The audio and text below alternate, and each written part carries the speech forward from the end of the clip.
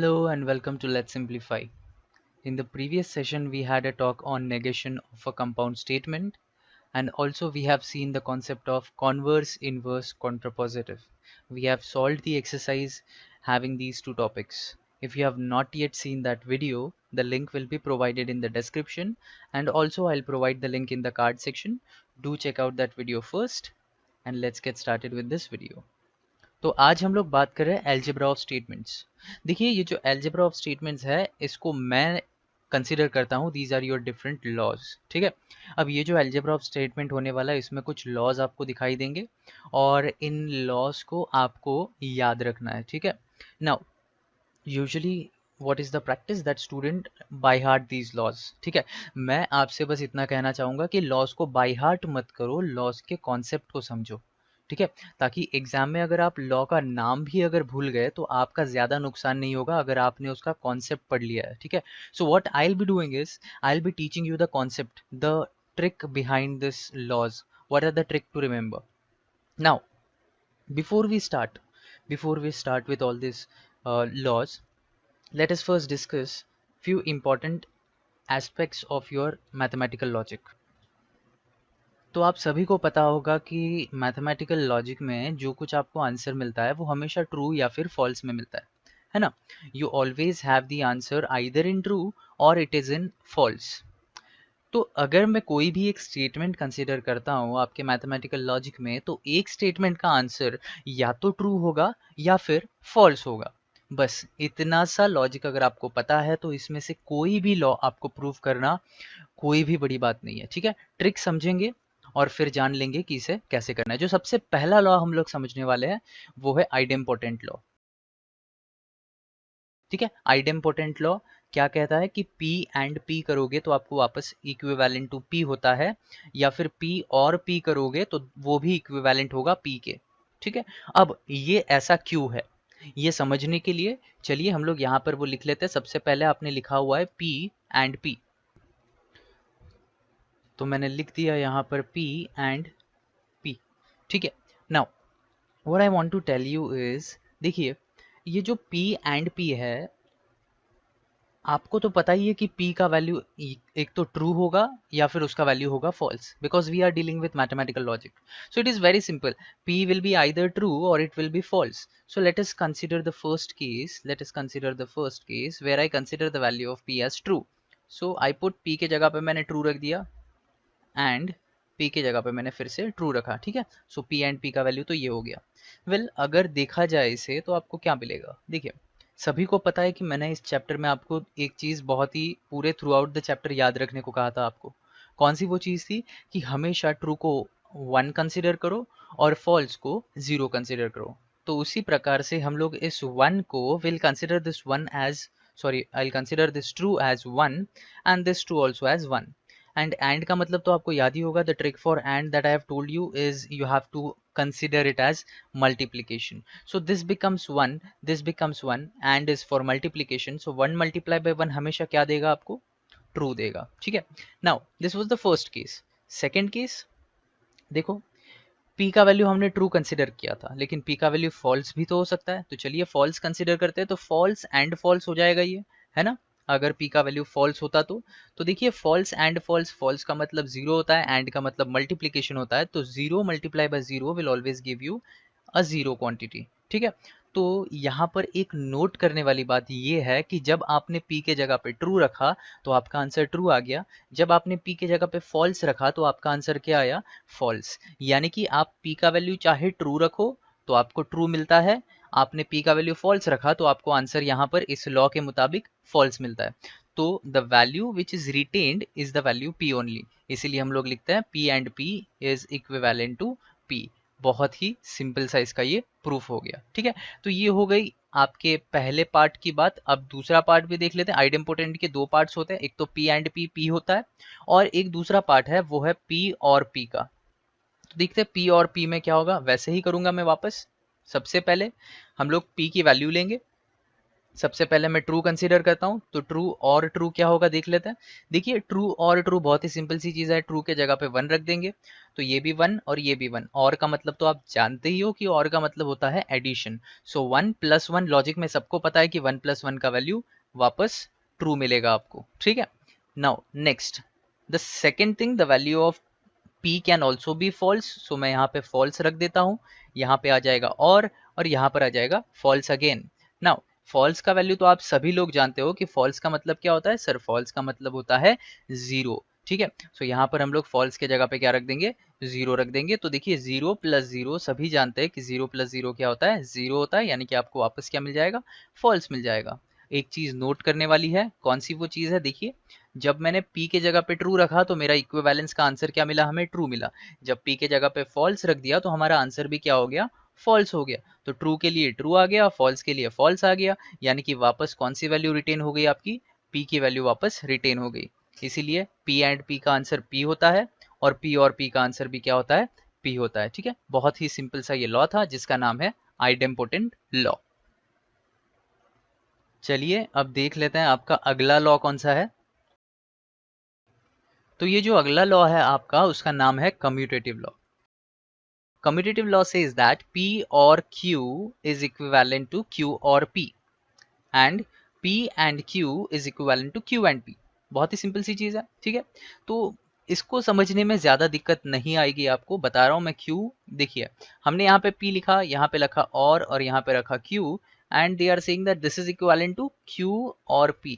अरे भाई बहुत ही सिंपल सी चीज है, देखिए मैं आपको समझा देता हूँ कैसे। देखो बात मान लो मेरी, हम लोग ने और को क्या कंसिडर किया था इस पूरे चीज में, ओके इस पूरे चैप्टर में हमने इस और को कंसिडर किया था एडिशन ऑपरेशन, है। आपको याद होगा कि और को हम लोगों ने कंसिडर किया था एडिशन ऑपरेशन, ठीक है।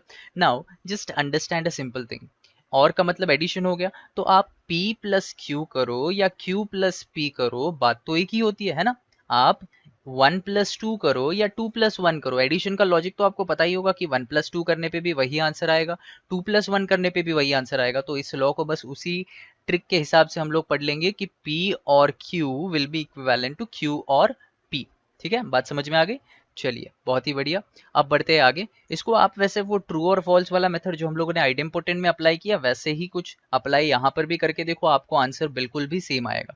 लेकिन उससे भी आसान तरीका है ये, प्लस को अगर आप जानते हो कि और का वैल्यू प्लस होता है, तो प्लस में तो आपको पता ही है, इसलिए मैंने ये वाला ट्रिक आपको पढ़ा दिया यहाँ पर। Now let's move ahead for this second type which is p and q is equivalent to q and p। now this is again very simple, always remember and stands for your multiplication operation, है ना।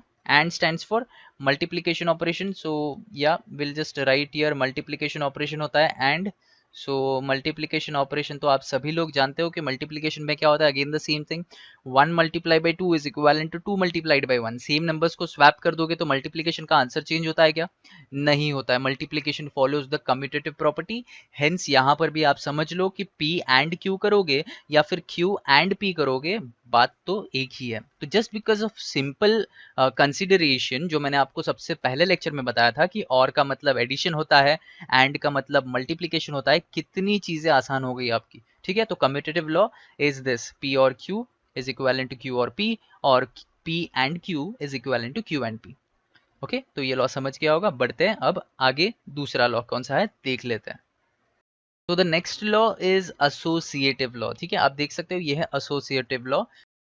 सबसे पहले उन्होंने यहाँ पे रखा है p and q and r, and then what they have said that it is equivalent to p and q and r, and then again it is equivalent to p and q and r। ना बहुत ही simple सी ये भी property है, मैं भी आपको यहाँ पर फिर से वही बता देना चाहता हूँ कि और का सॉरी एंड का मतलब हमारे लिए मल्टीप्लिकेशन होता है, तो मैंने यहाँ पे मल्टीप्लिकेशन लिख दिया। एंड का मतलब मल्टीप्लिकेशन है, तो मैंने यहाँ पर भी मल्टीप्लिकेशन लिख दिया। यहाँ पर भी हमने मल्टीप्लिकेशन कंसिडर किया, यहाँ पर भी multiplication, same for this multiplication and multiplication. Now just have a look at this, it is very simple to understand. देखिए p multiplied by q multiplied by r। now for our consideration let us consider this as 1 multiplied by 2 multiplied by 3। अगर मैं ऐसा कुछ करूं तो देखिए आप सभी लोग जानते हो कि अगर तीन चीजों का मल्टीप्लीकेशन करना है तो either you can do 1 multiplied by 2 multiply by 3 और you can do 1 multiply by 2 and then whatever the product is obtained you multiply it by 3. तीन consecutive numbers का अगर multiplication करना है तो it depends on what three numbers which two numbers you are considering first. देखिए आप सबसे पहले 1 multiply by 2 करो और फिर उसे 3 से मल्टीप्लाई करो, फिर भी आपको क्या मिलेगा 6 मिलेगा, या फिर आप 2 और 3 को पहले मल्टीप्लाई करो और फिर उसे 1 से मल्टीप्लाई कर दो, again you will get the 6 answer, या फिर 1 into 2 into 3 what ever you feel like. ठीक है, तीनों का आंसर तो सेम ही होगा. यहाँ पर वही कहा गया है कि P multiplied by Q multiply by R, इसको पहले सॉल्व करो और फिर इसके साथ मल्टीप्लाई करो, या फिर P और Q को सबसे पहले मल्टीप्लाई करो और फिर R से मल्टीप्लाई करो, या फिर P Q R को साइमल्टेनियसली मल्टीप्लाई करो, आंसर आपका बिल्कुल सेम होगा. ठीक है, कॉन्सेप्ट आपको थोड़ा सा ट्रिक मैंने बता दिया. This is your associative law. I hope आपको ये समझा होगा. लेकिन एसोसिएटिव लॉ यहाँ पर खत्म नहीं हुआ, इसमें एक और स्टेटमेंट है. कौन सा ये स्टेटमेंट है? ये है P और Q और R इक्विवेलेंट टू P और Q और R and then equivalent to P और Q और R. बहुत ही सिंपल है ये भी.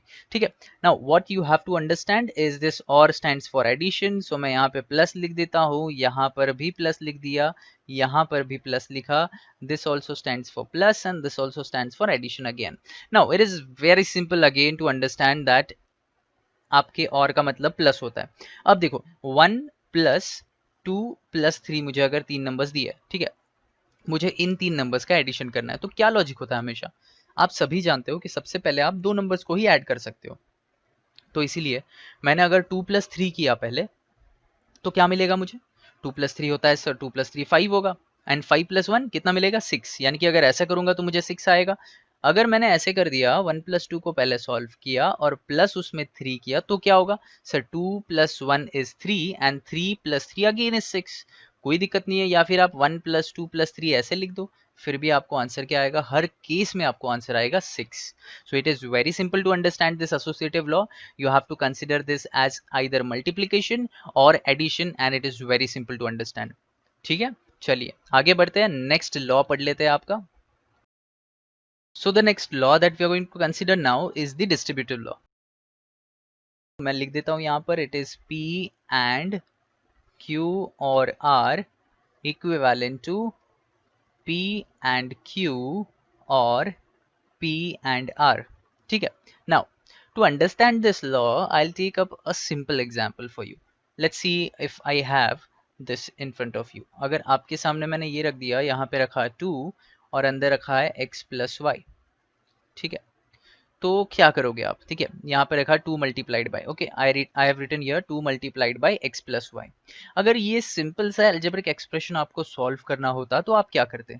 वेल सभी को याद है, सभी ने बचपन में ये पढ़ा होगा. इस अलजेब्रिक एक्सप्रेशन को सॉल्व करने के लिए आप 2 इंटू जो लिखा है मैंने, इसको सबसे पहले टर्म के पास लेके जाओगे, x के पास, तो आपको मिलेगा 2 इंटू एक्स, है ना, कुछ इस तरह से मिलेगा 2 इंटू एक्स. देन फिर बीच में कौन सी साइन है? प्लस है, तो हम लोग यहाँ पे क्या लिखेंगे? प्लस लिख देंगे. फिर ये 2 इंटू जो ये चीज है ये चली जाएगी सेकेंड टर्म के पास यानी y के पास. So it becomes 2 multiplied by y. I hope आपको ये समझ गया होगा. ठीक है, very simple, very basic. Okay, now let us associate this kind of thing with what is given to us as a distributive law. देखते हैं इन दोनों का क्या रिलेशनशिप है. देखिए यहाँ पर भी कुछ वैसे ही किया हुआ है. देखिए यहाँ पर क्या किया, सबसे पहले मैंने 2x को मल्टीप्लाई किया x के साथ. इन्होंने ये देखिए, ये जो P एंड लिखा हुआ है इसको अंदर लेके जाना है Q के साथ, तो ये बन जाएगा P एंड Q, है ना. फिर मैंने ये प्लस की साइन थी जो बीच में रखी मैंने, उसी प्रकार यहाँ पर इन्होंने ये जो और वाली साइन है, ये और वाली साइन यहाँ पर एज इट इज रख दी. फिर ये P एंड जाएगा R के पास, तो ये बन जाएगा P एंड R. ठीक है, so as this law applies, ये जो आपने एल्जेब्रिक एक्सप्रेशन एक्सपैंड करना सीखा हुआ है, बस उसी को यहाँ पर इन्होंने डिस्ट्रीब्यूटिव लॉ के नाम से लिखा हुआ है, because it distributes itself to the first term and then the second term. ठीक है, now this is how it is done for this and. अगर इसी को करना होगा और में, तो वो भी कर सकते हो आप. देखिए अगर इसको और में करना होगा तो कैसे करेंगे? देखिए यहाँ पर इन्होंने दिया हुआ है P और Q and R is equivalent to, again the same thing. क्या करेंगे हम लोग? सबसे पहले इस P और को फर्स्ट टर्म के पास लेके जाएंगे, तो ये बनेगा P और Q. फिर बीच में कौन सी साइन है, बीच में साइन है एंड, तो आई राइट हियर एंड, और फिर ये पी और चला जाएगा सेकेंड टर्म के पास, ये आ जाएगा पी और आर, ठीक है। So this is all about your distributive law. I hope आपको डिस्ट्रीब्यूटिव लॉ समझा होगा, लेकिन एक कंफ्यूजन आपके सामने रहेगा। What is that confusion? I will tell you that sir, looking at this associative law and looking at the distributive law, it is pretty much confusing. You can see that this is also involving certain brackets, then and भी है और भी है, यहाँ पर भी brackets है and है और है. How to identify that which law is of which statement? It is very simple. whenever you see a statement और ब्रैकेट के बाहर भी वही सिंबल है और ब्रैकेट के अंदर भी वही सिंबल है, it determines associative law, it is related to your associative law. Okay, देखिए ब्रैकेट के बाहर एंड है तो ब्रैकेट के अंदर भी एंड है। ओके, ब्रैकेट के अंदर एंड है तो बाहर भी एंड है, ब्रैकेट के बाहर और है तो ब्रैकेट के अंदर भी और है। तो जब ऐसा कोई स्टेटमेंट होता है तो उसे क्या कहते हैं हम लोग? एसोसिएटिव लॉ कहते हैं। ठीक है, बात समझ में आ गई आपको? ब्रैकेट के अंदर और ब्रैकेट के बाहर सेम टाइप का ऑपरेटर होना चाहिए। लेकिन अगर डिस्ट्रीब्यूटिव की बात की जाए तो डिस्ट्रीब्यूटिव में थोड़ा सा अलग होता है। ब्रैकेट में अंदर अगर और होगा तो ब्रैकेट के बाहर एंड होगा, और ब्रैकेट के बाहर अगर और होगा तो ब्रैकेट के अंदर एंड होगा, तो ऑपोजिट चलते हैं। ठीक है, डिस्ट्रीब्यूटिव लॉ में हमेशा याद रखना ऑपोजिट ऑपरेटर्स होने चाहिए अंदर और बाहर, लेकिन एसोसिएटिव लॉ में सेम ऑपरेटर होने चाहिए बाहर और अंदर। Okay sir, now it is very clear, associative में सेम होना चाहिए, डिस्ट्रीब्यूटिव में अलग होना चाहिए। ठीक है, very good. Now let's proceed towards the next law. So the name of the next law is the De Morgan's law. देखिए बच्चों, आपको मैंने नेगेशन पढ़ाया था। हाँ सर, नेगेशन तो पढ़ा दिया आपने, नेगेशन ऑफ कंजंक्शन भी पढ़ाया आपने, नेगेशन ऑफ डिसजंक्शन भी पढ़ाया। बस इन्हीं दो चीज को कंबाइन करके इन्होंने डी मॉर्गन्स लॉ नाम दिया हुआ है। ठीक है, अगर आपने नेगेशन देखा हुआ है तो आपको डी मॉर्गन्स लॉ हमेशा आता था। ओके, आपको बस पता नहीं था कि इसे डी मॉर्गन्स लॉ कहते हैं। कैसे सर? देखिए, आपको मैंने पढ़ाया था negation of conjunction and negation of disjunction. हाँ सर, पढ़ाया था आपने। नेगेशन ऑफ कंजंक्शन क्या होता है सर? बता देता हूँ। देखिए, आपने नेगेशन बोला था कि नेगेशन अंदर चला जाएगा तो नेगेशन पी बनेगा, फिर नेगेशन इस एंड के पास जाएगा उसे और बना देगा, फिर नेगेशन क्यू के पास जाएगा उसे नेगेशन क्यू बना देगा, है ना। फिर सर आपने ये भी पढ़ाया था कि नेगेशन ऑफ डिसजंक्शन होता है, यानी कि पी और क्यू अगर होगा तो सेम करना होता है, पहले टर्म को नेगेशन दे दो, नेगेशन पी बन जाएगा। और का नेगेशन सर आपने बताया था एंड होता है, फिर क्यू का नेगेशन सर आपने बोला था नेगेशन क्यू होता है ना। तो बस यही चीज होती है डी मॉर्गन्स लॉ में। ठीक है, इन दो लॉज को उन्होंने नाम दे दिया है डी मॉर्गन्स लॉ। देख लीजिए, सेम लॉ है जो हम लोग ने ऑलरेडी पढ़ा हुआ है। ठीक है, कुछ नया नहीं पढ़ रहे इसमें, already we have studied, but just the name is De Morgan's law. तो नेगेशन याद रखना है, नेगेशन ऑफ कंजंक्शन और डिसजंक्शन दोनों को मिला के क्या कहा जाता है? De Morgan's law. ठीक है, याद रहेगा अभी हमेशा। ठीक है, already we have studied this law, this is nothing new for us. चलिए सर, समझ गए, आगे बढ़ते हैं। So now the next law that we are going to study is called as identity law. Let us see what is this identity law. तो क्या होता है इस identity law में? देखिए, सबसे पहले लिखा हुआ है P and T is equivalent to P, तो यहाँ पर मैं लिख देता हूँ P and T is equivalent to P. Now ऐसा क्यों लिखा है? देखिए, आप सभी जानते हो कि इस एंड का मतलब क्या होता है? सर पता है, एंड का मतलब होता है मल्टीप्लीकेशन। Very good. और टी का मतलब क्या होता है? सर होता है वन, तो मल्टीप्लाइड बाय वन। ठीक है, ऐसा ही होगा ना इसका मतलब, मल्टीप्लाइड बाय वन। जी हाँ सर, मल्टीप्लाइड बाय वन। क्या आप सभी लोग एक चीज जानते हो? क्या सर? कि अगर किसी भी चीज को आप वन से मल्टीप्लाई करोगे तो वही चीज मिलेगी। हाँ सर, ये तो पता है हमें। A multiplied by one is a, 55 multiplied by one is 55, 100 multiply by one is 100। Sir रुक जाइए, तो अगर मैं p को मल्टीप्लाई करूंगा 1 से तो आपको p ही मिलेगा। हाँ सर, ये बात तो बिल्कुल सही है, इसके बारे में तो हमने सोचा ही नहीं। ठीक है, आगे देखते हैं। आगे है आपके पास p एंड f। ओके, देखते हैं p एंड f का वैल्यू f क्यों होता है। सर बहुत ही सिंपल है, अभी हम बताएंगे। आपने बहुत बता दिया, हम बताएंगे। देखिए, एंड का मतलब क्या होता है? मल्टीप्लीकेशन होता है, तो लिख दिया मल्टीप्लीकेशन। f का मतलब होता है जीरो, लिख दिया जीरो। और अभी ये लॉजिक तो हमें पता है सर, किसी भी चीज को जीरो से मल्टीप्लाई करोगे तो जीरो ही आने वाला है, इसीलिए आपने एफ लिखा है ना सर। बहुत ही बढ़िया, चलो सीख गए आप लोग। अभी आगे बढ़ते, पी और एफ। सर ये भी हम लोग शायद बता पाएंगे। देखिए, और का मतलब सर होता है प्लस, तो हमने यहाँ पे प्लस लिख दिया। फॉल्स का मतलब होता है सर जीरो, तो किसी भी चीज में अगर जीरो ऐड करोगे तो वही चीज वापस मिलेगी। जैसे कि 55 plus zero will give you 55, minus 100 plus zero will give you minus 100। उसी तरह से p अगर ऐड करोगे जीरो में तो आपको आंसर वापस सर p ही मिलने वाला है, इसीलिए यहाँ पर इन्होंने p लिखा हुआ है। बहुत ही बढ़िया चीज है। चलिए आगे बढ़ते हैं, लास्ट वाला लॉ, P और T, ठीक है, देख लीजिए ध्यान से, P और T is equivalent to T। Sir देखिए, और का मतलब प्लस हो गया, T का मतलब 1 हो गया। सर देखो प्लस 1 करना है लॉजिक में, सर लॉजिक में P का वैल्यू तो 0 भी हो सकता है 1 भी हो सकता है। सर 0 प्लस 1 करोगे तब भी 1 ही आएगा, और 1 प्लस 1 करोगे तब भी 1 ही आने वाला है। यानी कि आपके P का वैल्यू चाहे 0 होने दो, आपके P का वैल्यू चाहे 1 होने दो, दोनों को ऐड करके देखो हमेशा आंसर 1 ही आएगा, इसीलिए यहाँ पे ट्रू लिखा हुआ है। आइडेंटिटी लॉ बहुत ही सरल, बहुत ही सिंपल है, देख लीजिए आपको समझ जाएगा। बढ़ते हैं अभी अगले लॉ की तरफ। So now let us talk about this new law, which is the complement law. Complement law states that P and negation of P will always give you false. Now let us see why they are saying this. It is very simple. It is very simple. Pay attention. Let's consider the first condition. Let us consider that the value of P is true. ठीक है, हम लोग consider कर लेते हैं कि P का value हम लोग ने मान लिया ट्रू होगा। तो अगर P का वैल्यू ट्रू है तो P के जगह पे तो ट्रू लिख दिया। सर ये एंड का मतलब आपको पता है? जी हाँ, एंड का मतलब तो मल्टीप्लीकेशन होता है।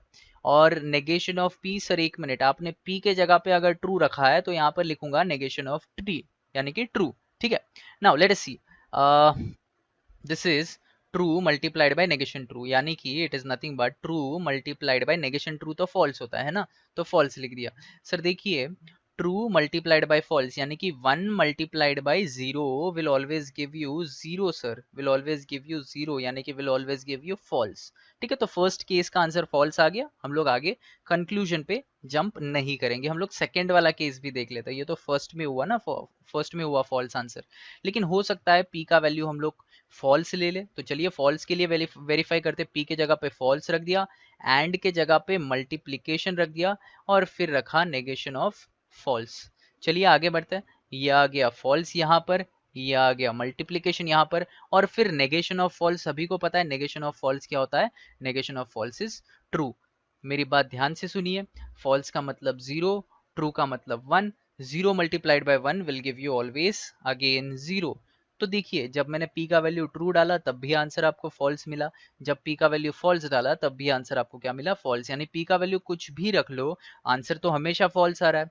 इसीलिए हम लोगों ने लिखा है p and negation p will always be equivalent to false in this case. Okay, I hope this is very clear for you. आगे बढ़ लेते हैं, एक और इसमें टाइप होता है जो होता है p और negation p equivalent to true. चलिए इसका भी वेरिफिकेशन यहीं पे बता देता हूँ आपको। देखिए p का वैल्यू सबसे पहले ट्रू कंसीडर करेंगे, और का मतलब तो एडिशन होता है, और फिर नेगेशन ऑफ p का वैल्यू यानी कि ट्रू कंसीडर किया है, तो ट्रू आ जाएगा प्लस, ओके, ट्रू आ जाएगा यानी कि प्लस नेगेशन ऑफ ट्रू यानी कि फॉल्स। देखिए ट्रू का मतलब 1 कंसिडर किया था, और का मतलब प्लस, सो 1 प्लस 0, 1 प्लस 0 सभी लोग जानते हैं 1 प्लस 0 आपको हमेशा 1 मिलेगा। ठीक है, second condition, let's consider the value of p as false, so it becomes false, और का मतलब addition, and then negation of false again, so this is false plus negation of false is true. Now false का मतलब 0, 0 plus 1 will always give you 1 again. So you are getting true and you are getting true again. तो p का value true रखोगे तो true मिलेगा, p का value false रखोगे तो भी ट्रू मिलेगा। Both the cases you are getting true answer, इसीलिए हम लोगों ने यहाँ पे रख दिया ट्रू। बहुत ही सिंपल सा इसका प्रूफ होता है, ये प्रूफ नहीं कहेंगे इसे, these are just the verifications that we are doing, this is not the proof, this is the verification. ठीक है, चलिए आगे बढ़ते हैं। So the next kind of law that we are going to study is the absorption law. ठीक है, ये जो एब्जॉर्प्शन लॉ है ये क्या है ये देख लेते हैं। देखिए लिख लेते हैं यहाँ पर, सबसे पहले मैंने लिखा P और P एंड Q, और इसका आंसर इन्होंने कहा है कि हमेशा आपको P मिलेगा। अब ऐसे क्यों कहा है, देखिए सिंपल सी चीज़ है, सबसे पहले हम लोग एक काम करते हैं, P का वैल्यू कंसिडर करते हैं ट्रू, P का वैल्यू क्या कंसिडर किया मैंने, ट्रू, और का मतलब सभी लोग जानते हैं, और का मतलब एडिशन होता है। ठीक है, और का मतलब मैंने एडिशन प्लस लिख दिया यहाँ पर, p का वैल्यू मैंने ट्रू कंसिडर किया तो ट्रू मल्टीप्लाइड बाय, ठीक है, क्योंकि ये क्या लिखा है यहाँ पर, एंड लिखा है ना, देखिए यहाँ पर एंड है, एंड का मतलब होता है multiplication.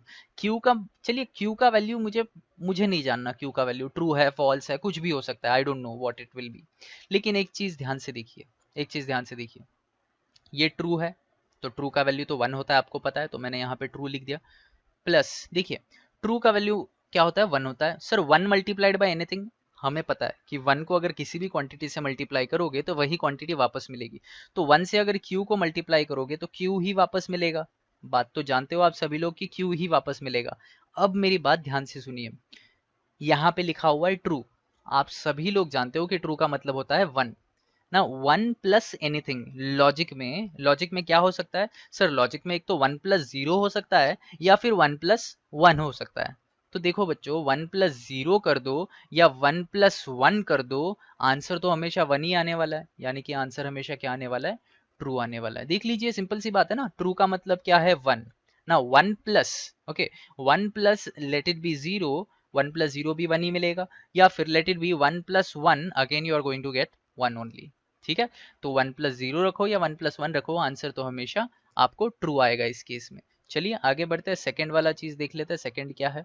Well the second thing is, again p का वैल्यू हमने ट्रू कंसिडर किया था, अब p का वैल्यू क्या कंसिडर करेंगे? फॉल्स कंसिडर करेंगे। चलिए p का वैल्यू मैंने फॉल्स रख दिया, और का मतलब एडिशन हो गया, अंदर आएगा फिर से p का वैल्यू मैंने फॉल्स रखा, एंड का मतलब आपको पता है मल्टीप्लीकेशन होगा, और यहाँ पर आ जाएगा q।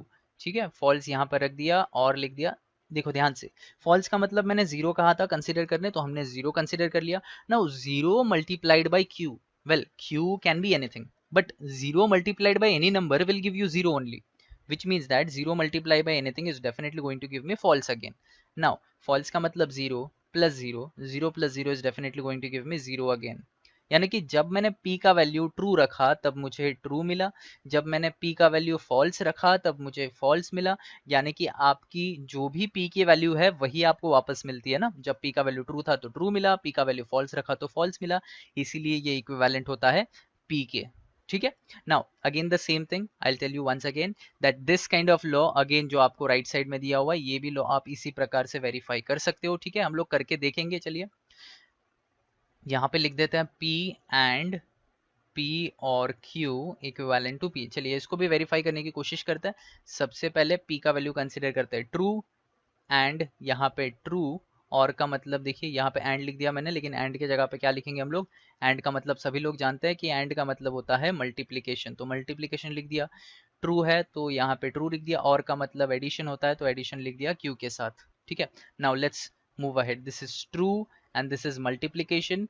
ध्यान से देखिए, यहाँ पर ट्रू है, ट्रू का मतलब क्या होता है? ट्रू का मतलब होता है सर 1 ना। 1 प्लस क्यू, यानी कि 1 प्लस 0 भी हो सकता है या 1 प्लस 1 भी हो सकता है, लेकिन 1 प्लस अगर लॉजिक में कुछ भी करोगे, अभी आपको बताया था मैंने कि 1 प्लस अगर कुछ भी करोगे तो हमेशा आंसर क्या आएगा?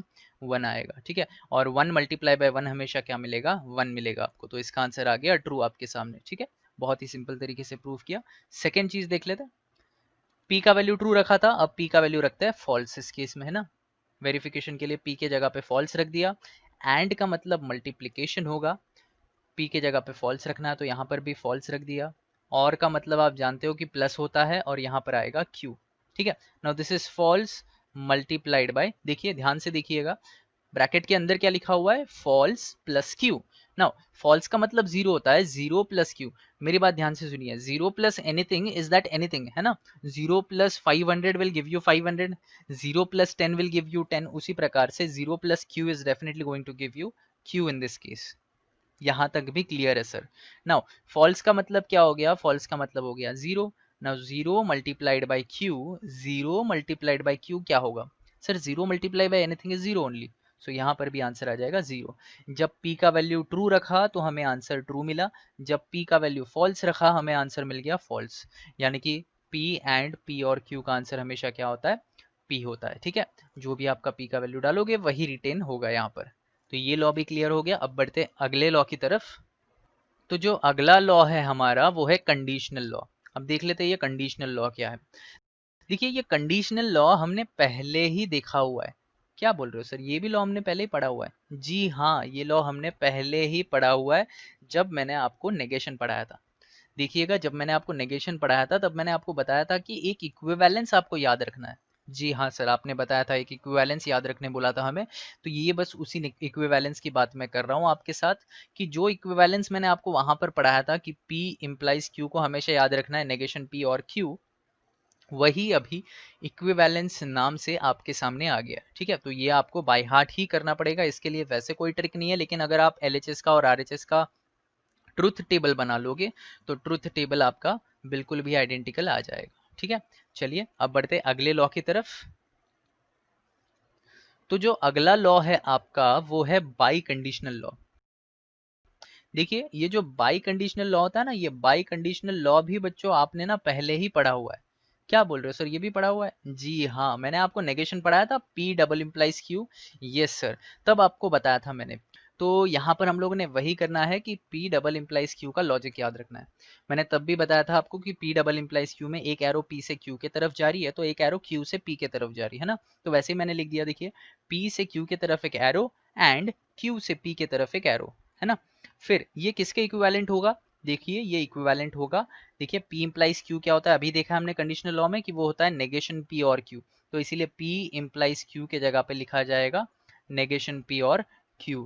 और उसी तरह से अगर P इम्प्लाइज Q का वैल्यू नेगेशन P और Q है, इसमें क्या हुआ ये ट्रिक देख लीजिए, पहले टर्म का नेगेशन और दूसरा टर्म। तो उसी प्रकार यहाँ पर अगर करोगे तो क्या होगा, पहले टर्म का नेगेशन और दूसरा टर्म जो कि है P। ठीक है, so this is how your biconditional law works. So far we have studied all the different kinds of laws which are there in your syllabus. So that's it for today's this lecture. This lecture will be completely dedicated for your laws. यहाँ पर हम लोगों ने सिर्फ laws को पढ़ लिया है। laws के ऊपर based जो हमारी exercise है, whatever is included in our exercise, that will take up in the subsequent lectures. And I hope that today's lecture was very clear to you. जो सब हम लोगों ने पढ़े हैं आप ज़रा घर पे वो प्रैक्टिस कीजिएगा। कुछ डाउट्स हो तो ज़रूर कमेंट सेक्शन में मेंशन कीजिएगा। आज के लिए बस इतना ही, फिर मिलेंगे कुछ नए टॉपिक के साथ। तब तक के लिए लाइक कीजिए, शेयर कीजिए और सब्सक्राइब कीजिए टू लेट्स सिंप्लीफाई।